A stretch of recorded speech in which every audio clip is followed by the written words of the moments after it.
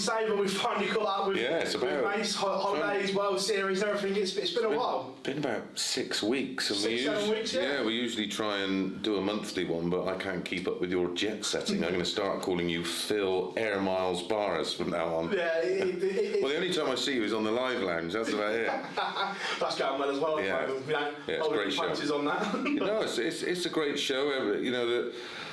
Everybody gets an opportunity to have an opinion. Some of the stuff on there is pretty much like all across, although it's not social media per se, you know what I mean? When you give some people an opportunity to voice an opinion, it comes from an opinion rather than experience. But great platform. The lads all seem to have different opinions. There was a great bit of banter on Monday night with regards to if you win the World Matchplay, do you deserve a space in the press? I'm with you. It's the second oldest, and for me, in terms of prestige, I know the money's different, but if you said to me, not that it would have ever happened, would you rather win a Premier League or a match play?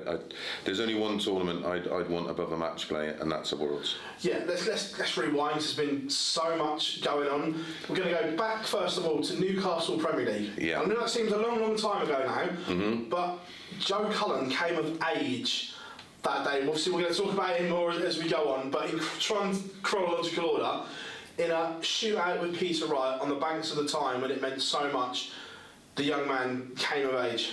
Yeah, and isn't it funny, those same people who I said have a platform for opinion was saying, oh, he'll finish bottom, he shouldn't be in it. Well, he came within a dart of winning it, didn't he? And was just edged out by the much more experienced MVG, which was great to see Michael pick up a title. We could all see how much it meant to him. We know how much winning is important to him. He is a winner. But yeah, listen, I've known Joe for what seems like forever. He made his debut in the UK Open against me when he was just a wee whippersnapper, and to see his evolution and the way he's grown as a man and married with kids, and he's now a full-blown professional dart player, winning big tournaments and going deep in others. That match against Peter Wright that you referred to, it does feel like a long time ago, but how important that could have turned out to have been. But either way, you know, he will be devastated, and it will take some getting over because he went so close, but edged out to one of the greatest of all time, and you know, just the thickness of a wire away. That's the fine margins of our sport, isn't it? It's not, we don't get extra time, unfortunately, or another opportunity. They come and go, but I think he's one of those type of players, although his B game has improved, he is very much a feel player, you know. If he's on it and he's right, we've seen it in that match when he won the Masters against Gary Anderson in the earlier rounds of what he's capable of when he took out all those incredible finishes. Johnny in the semi-final. Yeah, Johnny had one of his off games. They're few and far between nowadays, but that doesn't take away from the fact that Joe's performance in that semi-final pretty much didn't allow Johnny to settle and really get into it.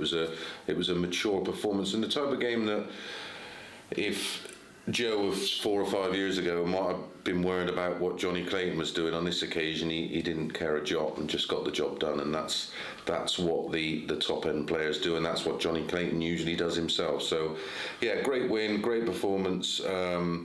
But absolute credit, because there were stages at Premier League that weren't quite sure about Michael, and of course he was waiting to go under the knife to get this long running problem with his carpal tunnel problem. Brain dead there. Well, I'm thinking about carp because I'm doing the fishing in a few weeks. Pleased for Mike. Great to get a win all round. I thoroughly enjoyed it. I wasn't sure whether I was going to enjoy it. I went as a fan. I went to the Sheffield one, and as to sit there as a fan, if you only get to go one a year, it was a great spectacle, because whereas the Premier League before just provided you with the one game, you didn't get to see a winner. Where I thought it was fabulous. I'm not quite sure how what Sky's feedback is. I know I've not spoken to anybody regarding numbers or how it did in terms of social media stuff and analytics, but as a spectacle, as a live fan, I thought it was absolutely brilliant. I loved every minute of it. Yeah, no, I fully agree. We'll stay on the Premier League as Ria says, jumping and changing around. I fully agree that I think for the fan venue it was brilliant. Yeah. But from kind of week 9 and 10 onwards, there was a lot on social that I saw getting bored of it. Yeah. Is that now they found something that works for the fan in the venue? Have they got to try and maybe tweak that just a little bit to suit the fan at home as well? Well, I can't to create the variables. You can't do that with 8 players because of the way the draw kept working out, and so many players kept playing the same person.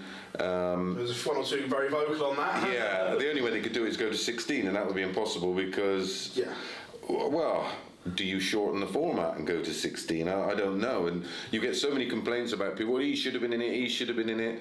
You know, you couldn't make a Premier League best of 5, could you? No.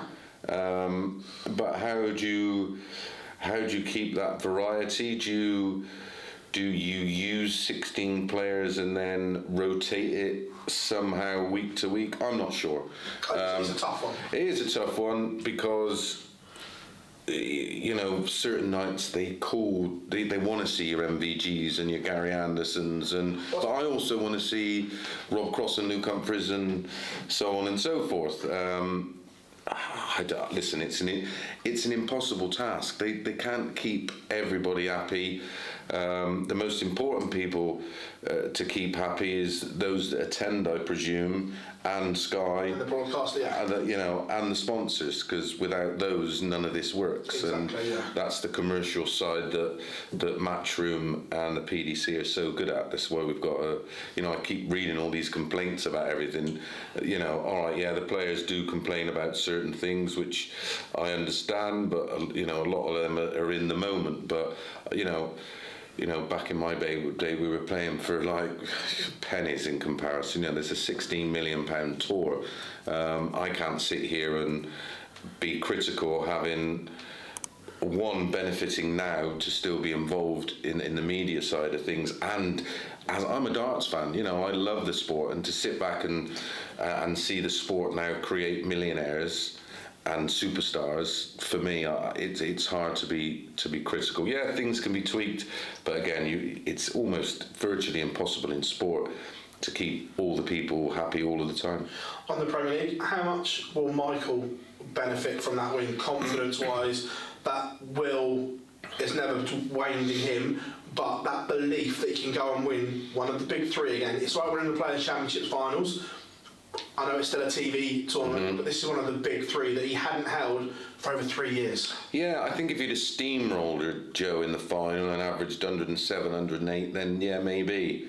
But I think as you get older and your priorities change a little bit, I'm not saying it doesn't mean as much, but it's finding the time to be 100% dedicated to your calls.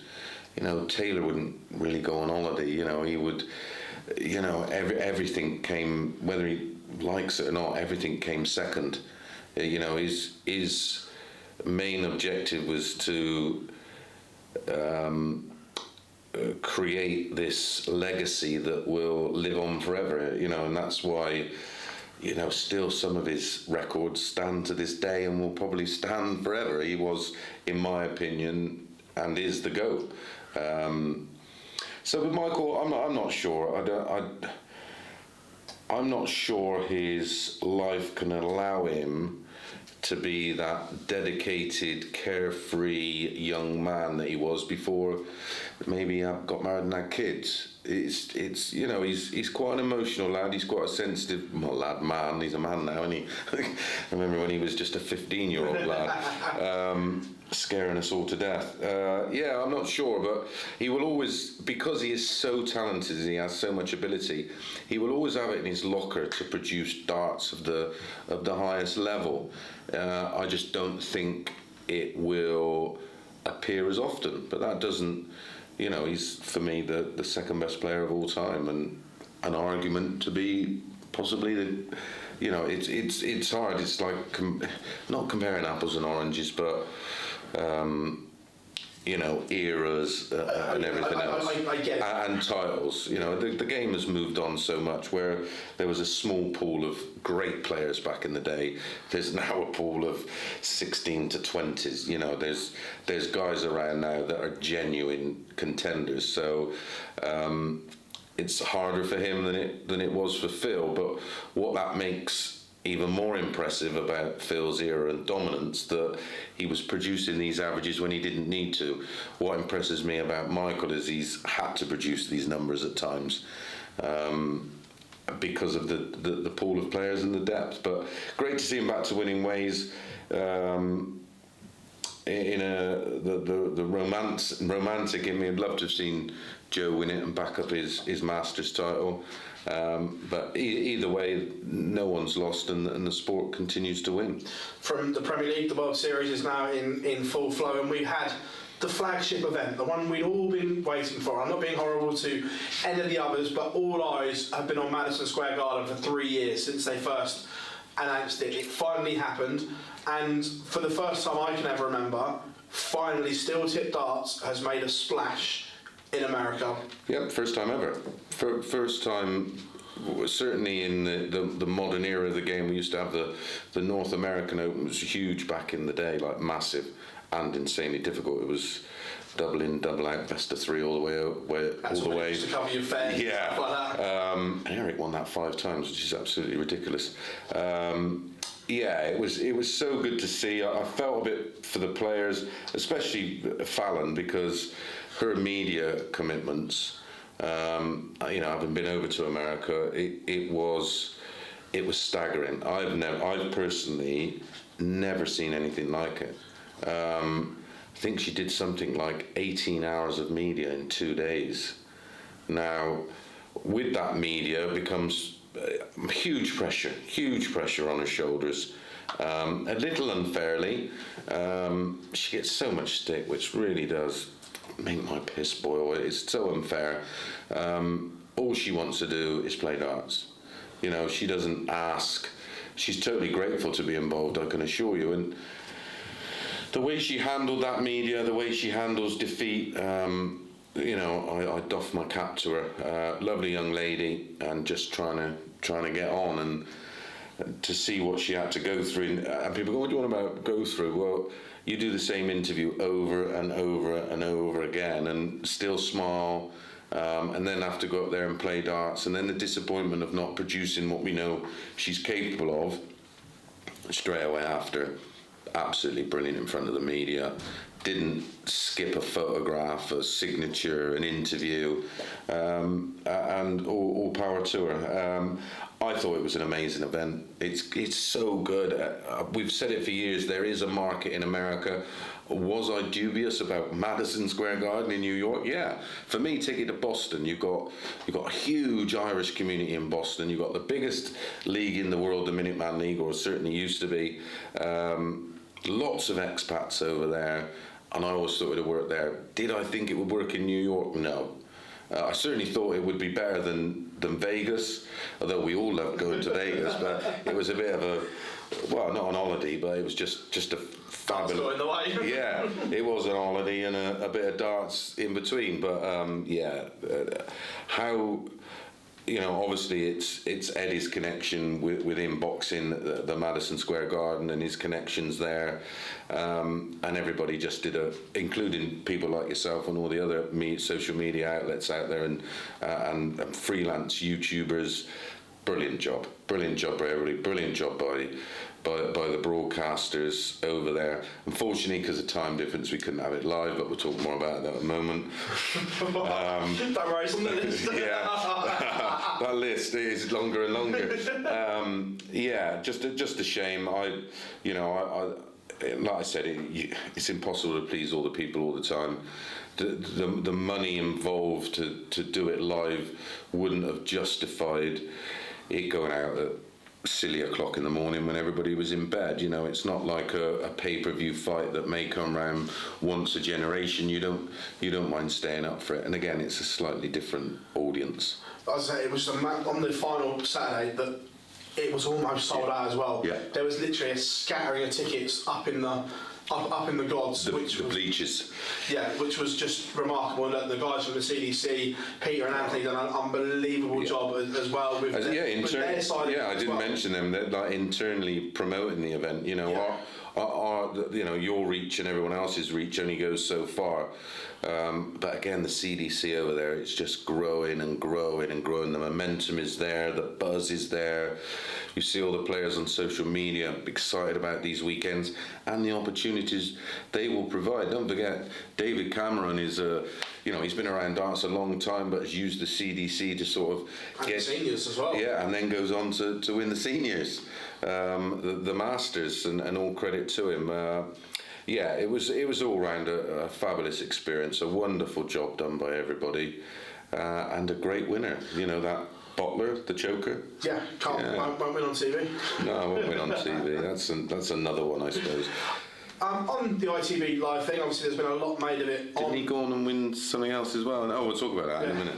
On the ITV coverage of the World Series, look, I know it's not your doing, but obviously you get a lot of stick on social media and we see it. The actual brand itself has taken a bit of a battering from darts fans. Yeah, and rightly or wrongly, it's such a complicated business. So ITV is one business, ITV 1. ITV2 is different, ITV3 is different, ITV4 is different. They're all under the same umbrella. So when you've got, I totally understand the decision not to do it live because of the time difference. Makes sense. That's not the only sport that's done that in the past. What extra would it cost to put it out live? Not a lot, because it would take in a world feed. Now, the other decisions not to run the Friday nights live in the other events, Denmark and Amsterdam, was a baffling one. They didn't want to go up against the football because it was England against Netherlands. I totally understand that. And when you've got a commercial business, not like the Beeb, it's not like putting on BBC One and BBC Two or BBC Three or on the red button.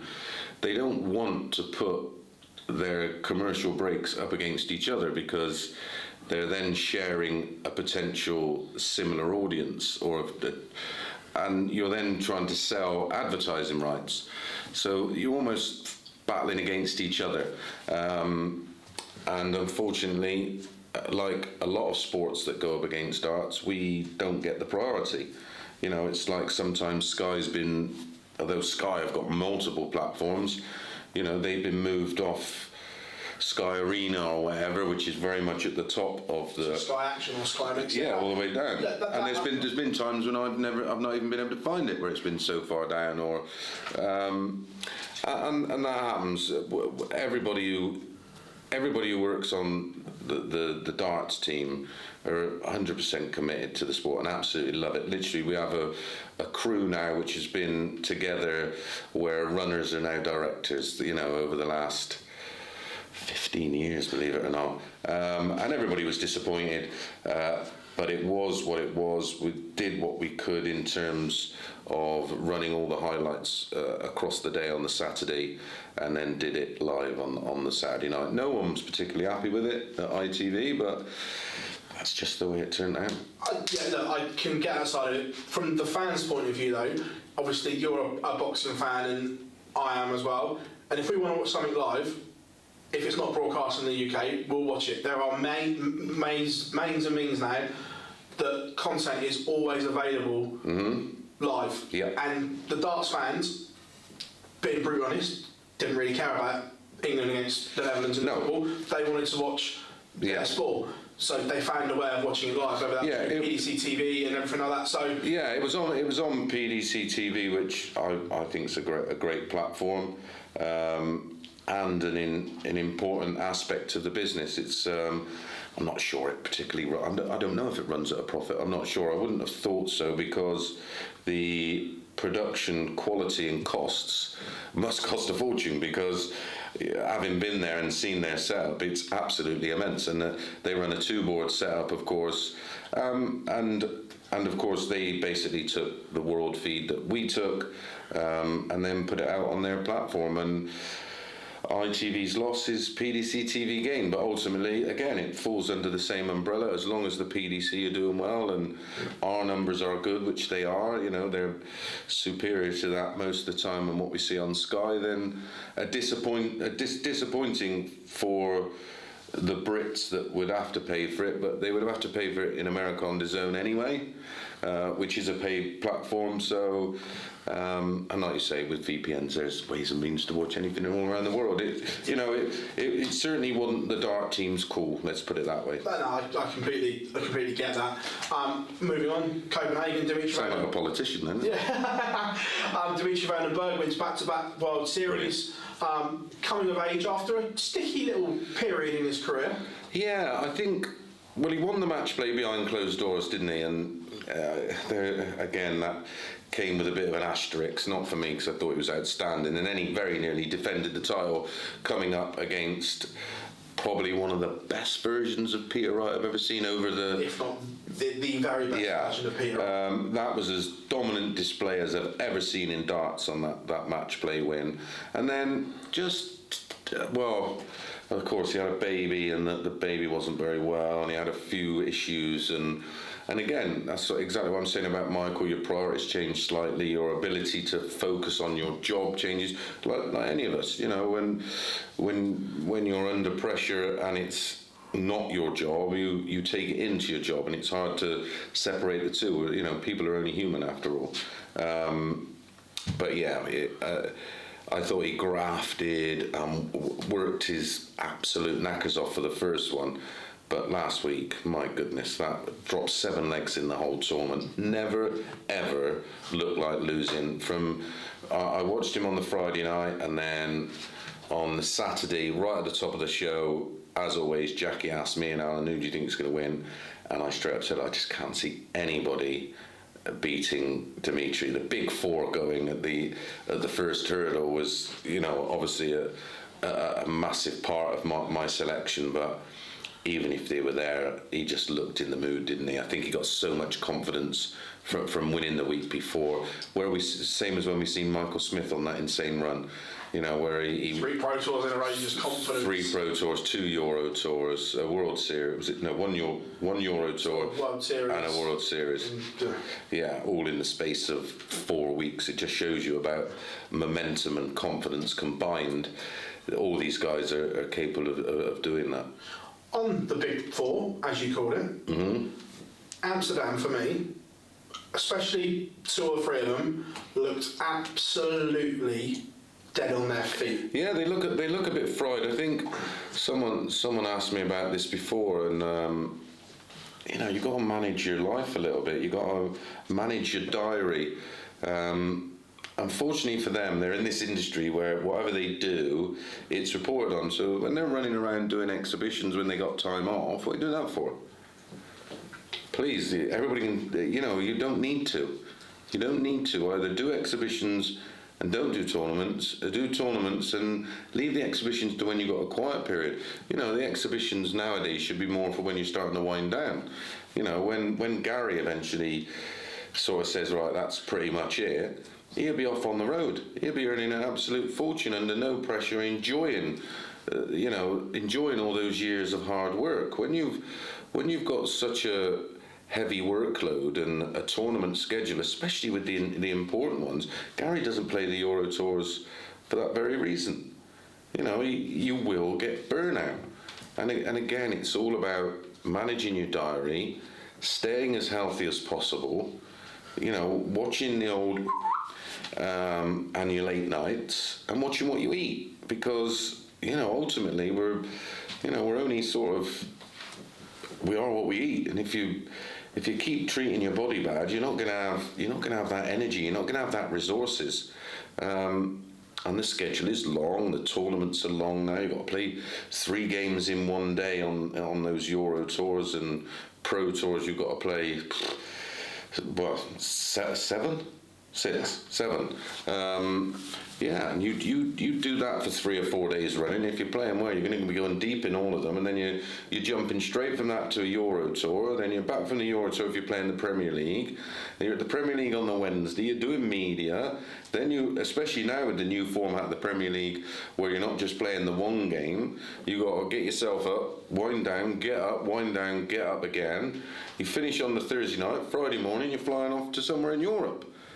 Of course you're going to be jaded, so why not just plan your diary better? That's what you got a manager for anyway. I understand that they're all chasing a pound note, but again, it's not like it was years ago. You don't need, we were working on a Thursday, Friday morning, drive to Heathrow, find somewhere cheap to park your car, fly it to America, get there on the Friday night, play the luck of the draw, play in everything over the next 2 days, fly back Monday, go back to work Tuesday. Chasing a couple of $100 or a couple of $1,000 because you had to get the ranking points to qualify for the 1 or 2 or 3 opportunities you had throughout the year to, match play was like 12 grand in the winner back in the day, 10 grand the winner. For the winner. First round prize money now. Yeah, staggering, isn't it? And trust me, I'm absolutely over the moon about it. But I'd love that opportunity of where, you could have had a choice. We didn't have choices. We had to try and make the best. And then we were doing exhibitions, and then doing an exhibition and going to work next day. And working all day and then going to do a show. Working all Friday and then, driving to Hayling Island or Scotland to play in something. It was crackers. So in one sense I got plenty of sympathy for them. It's a tough schedule, and if you've got sponsors, they probably wouldn't look on it very very nicely if you're missing potential TV events and stuff like that. But then they also have to think, well, what's best for the player? And only the players know what's best. But you can't keep going and then moan that you're tired, and then in between you're doing exhibitions or staying out till 2 a.m. On that, Mace, looking after yourselves is a very one. I know this is something that you've been an advocate of, and there's been warning shots in the last month from players. James Wade, 3 nights in hospital. Peter Wright has openly spoken about not being well. Is this a lesson, and is this a warning that the rest of the field have to listen to, that you can't keep abusing your body like they are? Yeah, well, there's so many benefits. We hear about so much depression in sport, and over the last few years, more and more in darts, and a lot of it is down to lifestyle. I'm afraid it's not an opinion; it's a medical fact, and of course, looking after yourself produces endorphins. If you suffer with a bit of depression, as I did, that's what drove me to try and look after myself a little bit more and get a bit healthier and eat a little bit better, because it was the benefits for my mental health. There's no way of dressing it up. Look better, feel better, mentally stronger, and I think the players' longevity would benefit. Don't get me wrong, I don't know how the likes of Eric and Lowy and Bob Anderson and Bobby George and all those old players done it for so long, because if they weren't on the road doing exhibitions, they were playing in tournaments, but the majority of their life was spent on the road doing exhibitions. Of course, the drinking culture was way different now. Fortunately, although there's still an element of it there, it's nothing like it used to be. I mean, when I go to sort of the odd pro tour now, or like I said, over in America, or it is totally changed. It's still there, but what the problem is now, it's the continuous, and it's the strain on players mentally. It's the pressure. It's this constant pressure of constantly trying to get better or do more or win more time. Look at the grief Michael Smith's had, and that's enough to create its own little monster and potentially destroy a person's career. We've seen it in boxing, we've seen it in football, we've seen it in rugby, we've seen it in cricket. that outside pressure and outside influences, of course. And then what's the first thing? Well, not the first thing, but if you're partial to having a drink, you drink a little bit more, just to get rid of all the stuff going on in your brain. See, in the music industry, they end up turning to drugs and alcohol, and we know what the result is there. And we've seen with people in the limelight, public figures. All this, we have this be nice thing. Sometimes it's a little bit too late, and I just think we have to be a little bit wary. The frustrating thing is the PDPA do so much stuff with. They have a free Bupa scan. You can go off and have a free scan and a complete check by the best in the business. Free. Nobody does it. Hardly anybody does it. There's mental health programs. There's an app where if you're starting to feel a little bit down, it's a very simple yes, no, out of 10, and it will then sort of say to you, right, if you score a certain amount, then you should seek some help. And I think we've got to be careful in our sport. There's a lot of pressure out there, and we see the result in that, and sometimes with those little explosions we get on stage where the frustration and everything else comes out in a player. Sometimes it could be in defeat, sometimes it could be in victory. You see the abuse Gezi Price gets. Some of those wins where really that's him letting it out. The grief he gets, and not just the grief he gets online, grief he gets in person by the crowd. And there's always got to be an outlet, and sometimes the outlet is how Gezi does it. Some people hide away at home and drink too much and take too many drugs, and then self-medicate. That's where my life ended up, and nearly ended up in the biggest mistake possible. So I'm always thoughtful of that with the players, and I work with a lot of players now.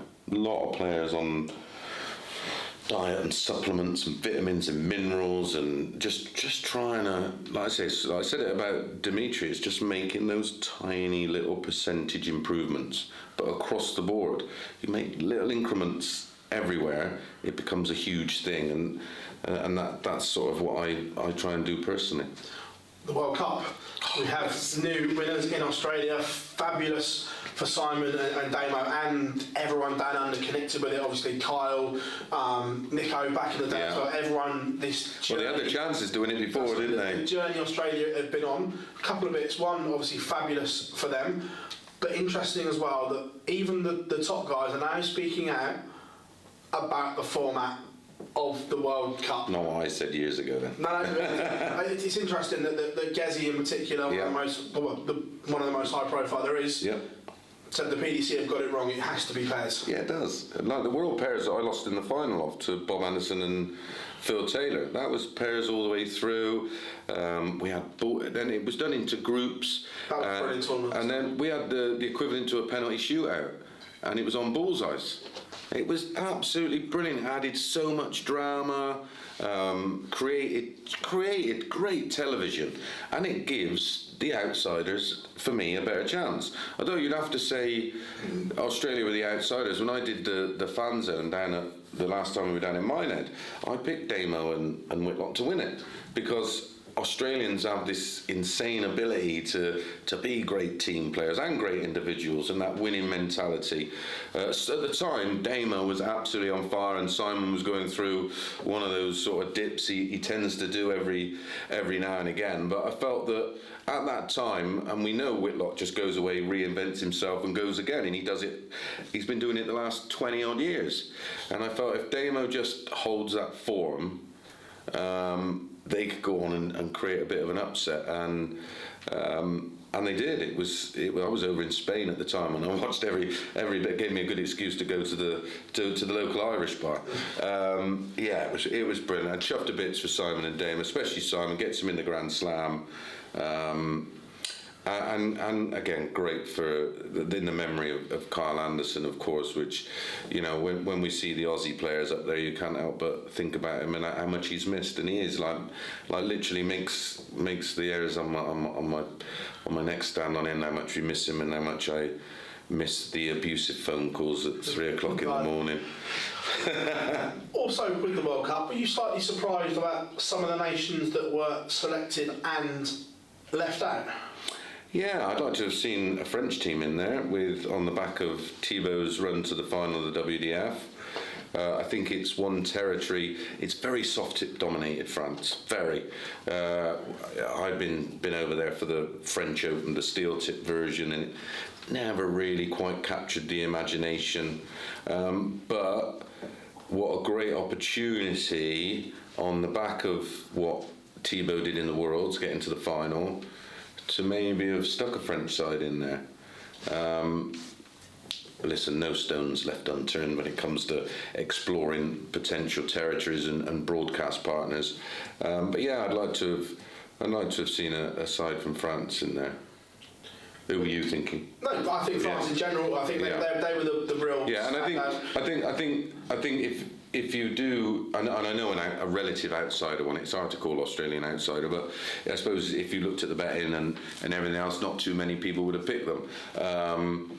But if it's pairs all the way through, we generally see upsets in the early stage of it when it is pairs. Yeah. This year, I think all eight seeds, and that's the first time ever. Yeah. Yeah. So it just shows you how much of a leveler playing pairs, and I think it's more exciting. I think if you maybe split it in to groups Grand Slam style, and then you get two groups on the same amount of points to get through, you do the penalty shootout on the bullseye. Yeah. Exactly. It's what a great drama. Yeah, great drama. Yeah, but I've got lots of ideas like that, like my snooker shootout version of dart. Yeah, one leg 1001. Yeah. And you just don't know when you're playing. You're all out the back. You hear your walk-on music. You got to come out. But yeah, like I said, it's when I do sit down with Barry and we talk about darts, I never sort of, hey Baz, why don't you shut up, mate? Every now and again I might go, nah. Listen, Matt Porter has been involved in our sport now for long enough. Eddie now, and I know Barry still sort of oversees things and still very much hands-on and loves all the sports he's involved in. But look, Eddie look what he's done with the business, and look what he continues to do with sport in general, and now involved in that huge fight over in the Kingdom. Yeah. So it's our series event incoming. Yeah, exactly. Well, yeah. Well, we've been there. We went there before, Dubai. Oh, that was that amazing game with Michael and Gary. When they both averaged 111 over 21 legs. Outside. Yeah. Yeah. So yeah, it's hard to sort of go, oh, you should do this and you should do that. There's a reason why they are where they are, and yeah. Yeah, I don't think. Although I'll be seeing both of them at the fishing in a few weeks' time after the match play, but I don't think I'll bring it up. The women's series, we have a field confirmed for the match play. Before we talk about the actual field itself, the noticeable rise of the floor of the ladies' game. Yes, granted, the top two are still better than the rest, but the noticeable difference, the floor has come up, and Matt has said this, and we've said it as well. Given them opportunities, they will improve, and by Christ, have they? Yeah, I know, and you get these Belmets who are like, oh, they're having 45 and they're averaging 50. Yeah, but they're actually there. They're not sat at home and in their mum's box room, hiding away. They're actually going to a dart stall and actually playing. And the fact that they keep turning up, admirable. Fair play to them. Remember, women's darts is 50 years behind. Oh, easily. And when you see, players like Fallon and Lorraine and Lisa, obviously hitting those big averages and big numbers, all credit to them. I'm a huge fan of women's darts, and I do everything I can to push it in the right direction. And it was something that we were told a few years ago. I think we did a sit down with Matt Porter, and he's like, no, not. If they want to play, they can go to Q School, but because of the dynamics changing in the game, and certainly a raise in the standards at the top with what Lisa. Well, obviously Trina was a trailblazer with Dita. I mean, there were some wonderful players before that, believe it or not. And then that sort of continued on, and then they probably seen a space for it. And I think the reaction and the support the women got playing in the Slam, and then obviously what Fallon did in the Worlds, which is now she's reaping the benefits of it, because remember we had a pandemic, so she couldn't do it for a couple of years. People are still confused by that. It's been great. I've watched the women's series throughout. I love the fact that it was being streamed. Chuffed a bits for Lisa. As much as, and you know how much I rate Fallon. Lisa's still the mama. You know what I mean? If male terms, she'd be the daddy. Certainly on the floor. I think there's a different. For me, I think I completely agree. I think Lisa's floor game is unreal, but if you put them both on a stage under bright lights, I'd favour Fallon personally. Yeah, I think because Fallon's just a little bit more controlled and a little bit. The pace is a little steadier. She's a little bit more measured, where Lisa can be. But she's quite quick. She's certainly not sedate.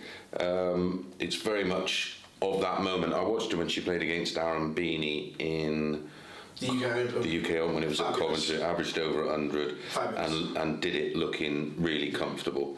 But yeah, Fallon just looks a little bit more controlled on the TV, but. She's probably carved out a few more opportunities on the back of that run in the Worlds. Of course, yeah. And then you've got to remember, in between that, I don't know what happened to people's memory. She ran the number one in the world and the world champion to within 3 legs in the quarterfinals of the Grand Slam. Averaging best part of a ton over nearly 30 legs, and then made the final of a World, the World Masters. Yeah, the World Series. Yeah. Oh yeah, but Gezi pulled out. Well, she still had to beat the players en route. What she did in that group game, the 1-4-1 and the 170 against Clemens. Those are the moments that broadcasters or potential broadcast partners, social media platforms, the media in general, they're the things. Your events like Madison Square Garden. Someone's seen that and gone, we got to have her here. Yeah. Because she was doing things that up until that point no other woman had done, and that they're just the facts. And listen, if Matchroom and the PDC had not exploited that popularity, the commercial side of their business had been doing something drastically wrong. Yeah. But everybody goes, oh, why isn't he in it, or why isn't she in it? Listen, there's an element to every business. If you want to see how a business can fail by doing it wrong, go and play in a BDO tournament. Oh yeah, you can. You know what I mean? I played within a system for nearly 20 years that was doing it all wrong. Now we've got an organisation doing it all right, where we're no longer playing for peanuts. They're moaning about Dave, Tom and Barry not being in it. Like I said, you can't please all the people all the time, but it's the stupidness I can't get my head around, why they can't see past, like, what do they think? Do they think that Barry and Matt and Eddie don't think Fallon, Lisa's a great dart player? You'd have to be blind and stupid not to acknowledge the fact that, fabulous player, an unbelievable player. But unfortunately for her, it was Fallon that was quicker out the blocks and made her mark quicker on the biggest stage of them all, where other women have had their opportunities.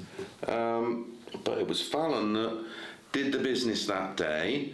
And then went on, like I said, to do amazing things in the World Series, go so close to making the semis of the Slam. That's ridiculous. Probably one of the hardest tournaments to go deep in. Especially when you get battered in your first group. Yeah, and she's been winning World Women's Series events. Listen, Lisa proved a point by winning the Women's Series. Yeah, all right, Fallon missed out on a few, but would that have made any difference? Probably not. Because Lisa, in that environment, is a superior player. The match play though, those 8 that are going to go there and play on that I Sunday. cannot wait. Arguably, that's the one I'm looking forward to Sunday afternoon more than anything. Yeah, I cannot wait. I'm still trying to discuss it with TalkSport, because obviously I'm there for TalkSport for the 9 days, covering it on TalkSport 2 and TalkSport 1, to run that afternoon, doing the women's series at Blackpool on the final Sunday. I'll do it for nothing. I'm pretty sure Nico would, well, I'm not speaking on behalf of Nico, but he probably would, because it deserves to be out there in some capacity. What a great, having played there so many times, my favourite venue of all, one of my favourite tournaments ever of all time. It's just the perfect setting for the ladies to get a feel of potentially what it could be like, and that's massive, because they'll go back and tell the other girls, and they'll tell everybody else, and the opportunity to go out there and perform in, for me, one of the best crowds in world darts. It's one of the most knowledgeable crowds in the game. I just cannot wait to. I can't wait to see the ladies and see their response. And we've got a great mix of players in it as well. Yeah. And like you said, it's the proof's in the pudding. And there's more. You know, there's the whole thing with Fallon and Thier and Makuru and Lisa is about spreading the game. And of course, the main objective for all the lady players is to get more girls playing and more people playing, you know, and show that there is a place, if you're a woman and want to play darts, to play at the highest level. And now they're going to get the opportunity. And 10 grand the winner. That was more than what it was the first time round.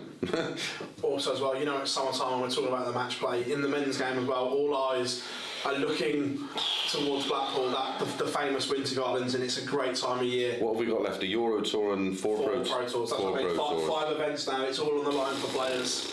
Yeah, you wouldn't want to be right on the fringe, would you, right now? But there is a few right up there, with a great opportunity of qualifying for the first time, or more importantly, retaining a place in the match play, because you're defending money, and you could be in a position where the money ain't there to defend.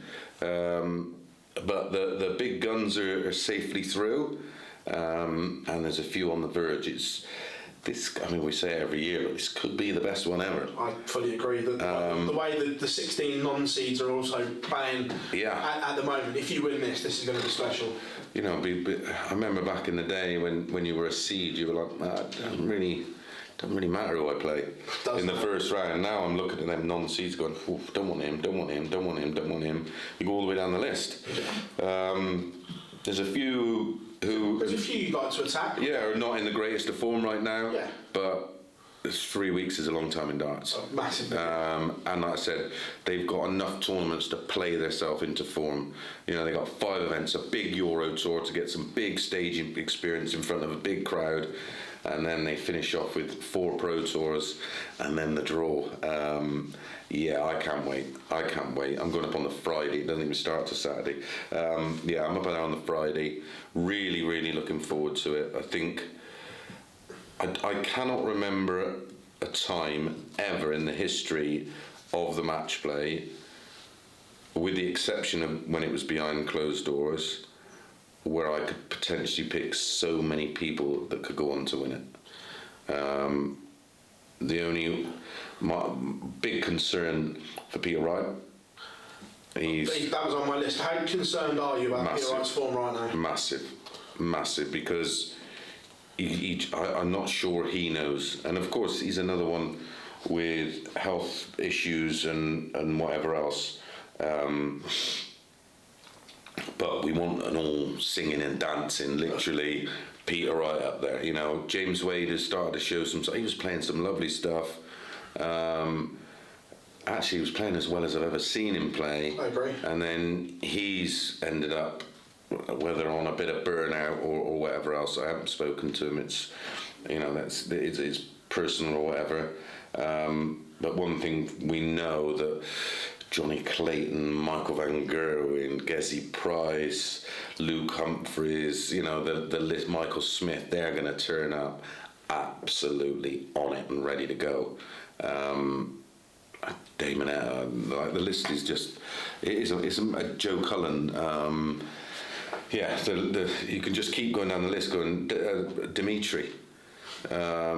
You know, you could just keep going down that list. Yeah, he could win it. He could. I sat down with somebody the other day, and they went, "Well, who's going to win it?" And I said, "Well, let's have a look who we know that's guaranteed to be in it." And I went, "Yeah, he could win it." How about him? Yeah, he could win it. Yeah, he could win it. He could win it. And you just keep going down the list. Whether they do or not is here and there, but you certainly wouldn't go, "Oh, I can't believe he won it." Yeah. You know, if Damon Etta turns up and wins it, you wouldn't go, "Ooh, that's a big shock." You know, this is a guy that's hitting monstrous averages for fun, and as we've seen in the past, look at Johnny Clayton on the back of winning the World Cup, and winning the Masters, and then going on to win the Premier League. It literally is it's almost like a trigger, and the players just feed off of it. And I can see Damo having a run because he's got genuine confidence. For you as well, some exciting news. You've threatened it for a while. However, we can confirm that Chris Mason, you are going to be playing here in this very studio in the Live League. Yeah, well, I'm going to be throwing darts at one of them stupid coloured round things. Yeah, we're doing we're having a week with a few of us old boys, and I've managed to just sort of plan it where I'm not working, so I can pretty much have a best part of a month on the board, play a bit of local stuff, bit of league stuff, and playing a few comps just to try and get my back end used to a bit of pressure, so I don't fold like a cheap suit. But yeah, looking forward to it, exciting. I'm a little bit nervous already. I don't really like putting myself out there because it's. I was going to say, when you called it a day, did you ever think this moment would come? Because this is a competitive environment. Yeah, I remember when I quit young, and I was never really tempted back. I sort of made my decision, and it was a massive relief because the game at that point, because of my own personal problems, was terribly painful for me, and it did so much damage. You know, not just physically, but to my personal life. A couple of ruined marriages, and a lot of money wasted, and other things.